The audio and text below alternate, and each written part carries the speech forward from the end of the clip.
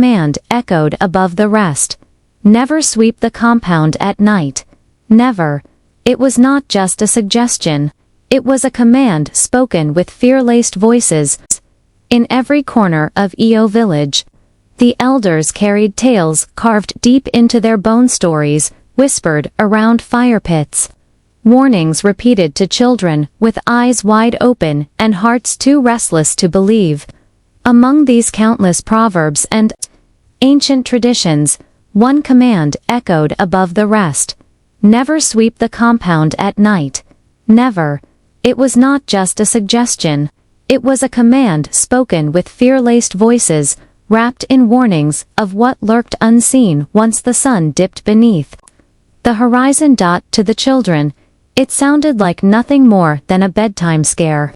They whispered to each other in secret that the old ones only wanted obedience.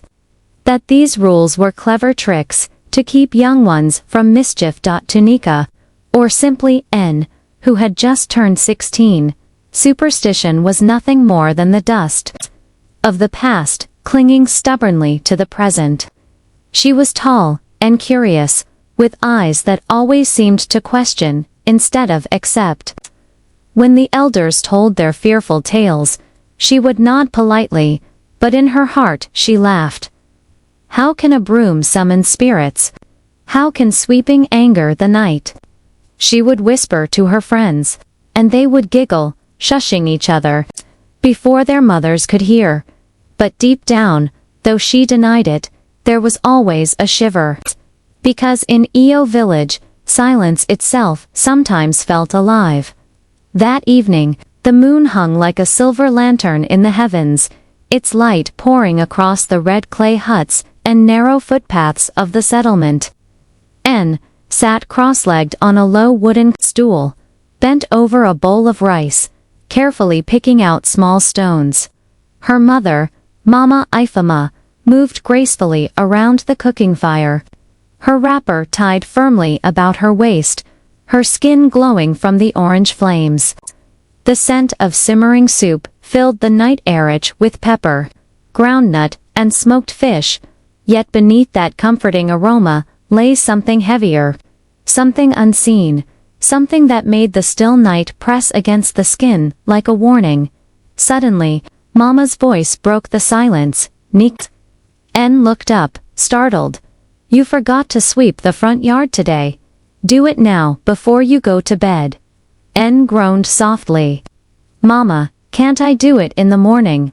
I am tired.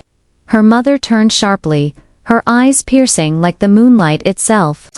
I will not repeat myself again. There was no argument against that tone.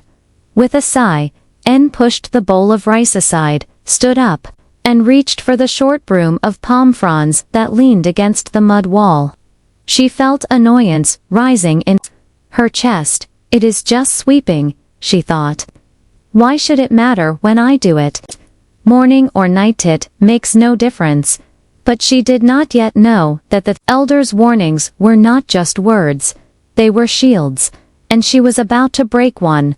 The air outside was strangely cold for the dry season. N stepped into the yard, her bare feet pressing against the sandy ground. The compound, usually alive with laughter, distant drumbeats, and the crackle of fires from neighboring huts, was eerily quiet. Too quiet. Even the crickets, who never failed to sing, had gone silent. The trees that stood tall at the compound's edge swayed, though no wind touched them, their shadows bending unnaturally under the bright moon. N hesitated for a moment, broom clutched tightly in her hand.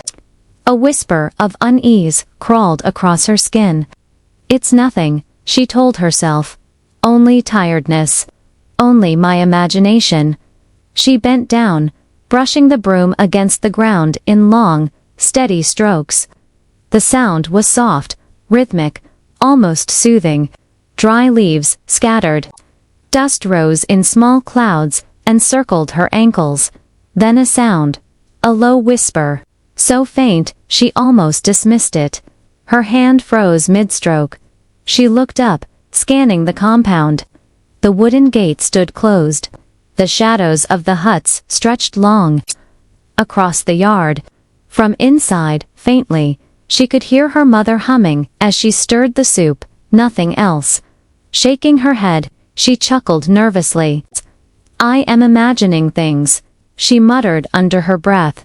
She bent down again, sweeping, brush, brush. The broom glided across the sand. Then she stopped. Her eyes widened. There, etched clearly in the dust she had just swept away, was the print of a hand, large, black, as if made not of flesh, but of shadow itself. N's breath caught in her throat.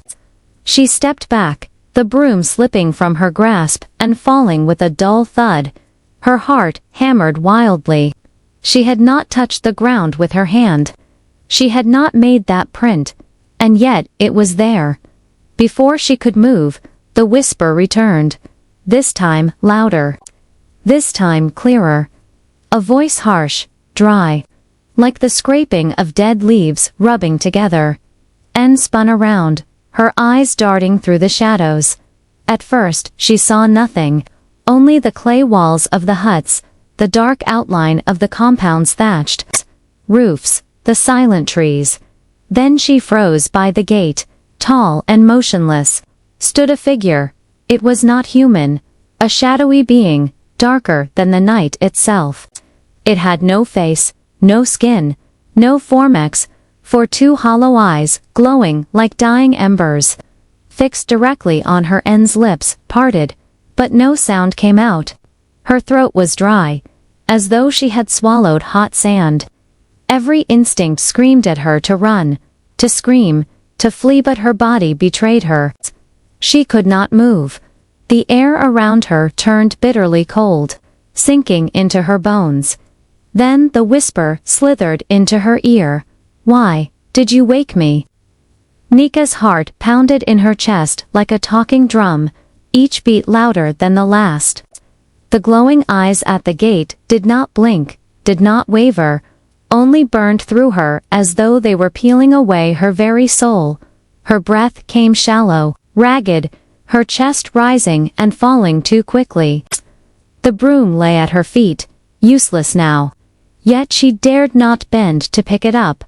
The voice came again, this time clearer, heavier, pressing against her chest. "Why did you wake me?" N swallowed hard, her lips trembling.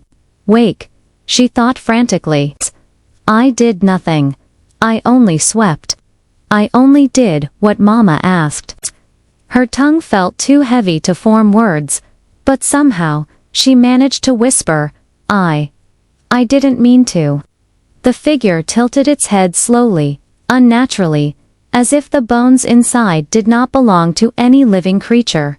The shadows at its feet stretched like oil across the sand, reaching closer to where she stood.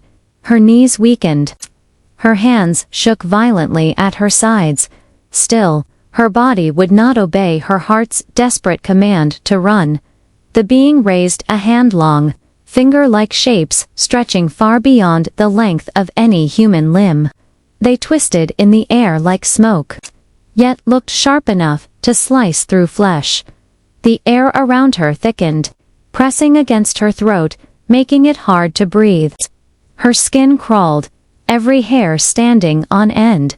For a brief moment, the entire village seemed to stop breathing with her. Inside the hut, the soup bubbled quietly. Mama Ifema, still humming softly, unaware of the terror unfolding outside. But suddenly, N found her voice. It tore out of her throat, raw and desperate. She screamed, a cry so piercing it split the silence of the compound. The shadow froze. Its glowing pits dimmed for a second, as if surprised by her sudden burst of sound. The next instant, the hut's wooden door burst open. Mama stepped out, her wrapper still tight around her waist, her hands stained with soup. "What is it?" she shouted. The moment Mama's feet touched the compound ground, the shadow figure vanished. Like smoke pulled into the sky, it dissolved into the night, leaving only silence behind. N collapsed onto her knees, trembling violently, her breath shallow and broken. Tears blurred her vision as she clutched at her chest. Mama rushed forward, grabbed her shoulders, and shook her gently. "What is wrong with you? Speak, child." N gasped, her finger pointing weakly at the gate. Mama, there. There was something. It spoke to me. It said I woke it." Mama's eyes widened. The strong, unshaken woman, N, had always known faltered, fear flashing across her face. Without a word, she grabbed her daughter's arm and dragged her back inside. The door slammed shut. Behind them, Mama slid the wooden latch into place with trembling hands.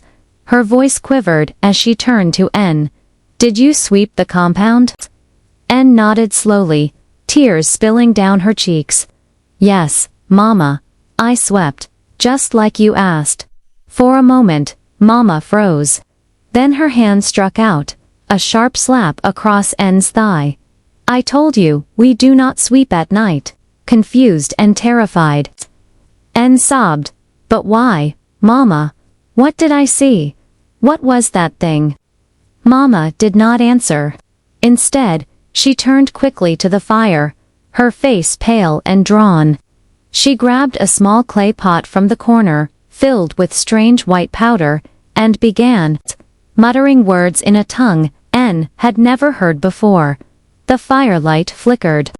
The shadows on the walls seemed to dance unnaturally, twisting into unfamiliar shapes.